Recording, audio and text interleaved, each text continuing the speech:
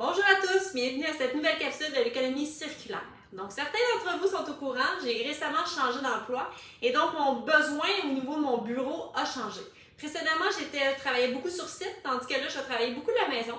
Donc, je tenais absolument à avoir un bureau qui était amovible. Vous me connaissez, je suis allée sur les différents sites de la revente pour trouver un bureau qui répond à mon besoin afin de prolonger la durée de vie de ce bureau-là.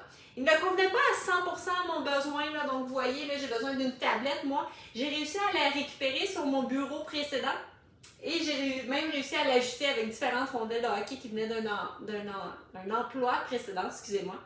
Donc, je l'ai vraiment ajusté pour qu'il soit confortable à ma façon.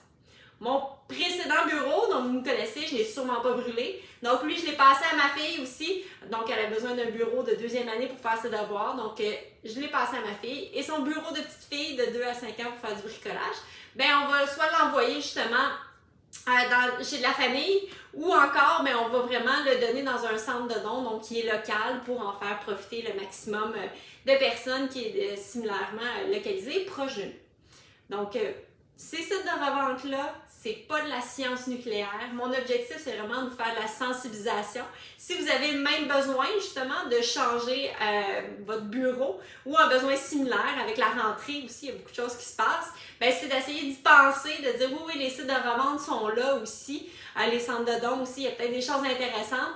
De résister à la tentation de dire ok, je vais aller sur un site internet et je vais aller acheter souvent un bureau neuf. Donc, fait à partir de matières premières extraites et qui provient souvent pas de source locale aussi, qui provient de l'autre côté de la planète parfois. Donc, c'est vraiment de la sensibilisation que j'essaie de vous faire pour qu'on participe tous ensemble à l'économie circulaire et qu'on puisse prolonger la durée de vie maximum des objets avant justement d'en disposer ou d'arrêter d'en créer des neufs constamment là, quand il y en a des encore très bons disponibles sur le marché. Alors, si vous êtes intéressé, continuez à me suivre sur ma chaîne. Et si, ensemble, on changeait notre économie pour une économie circulaire.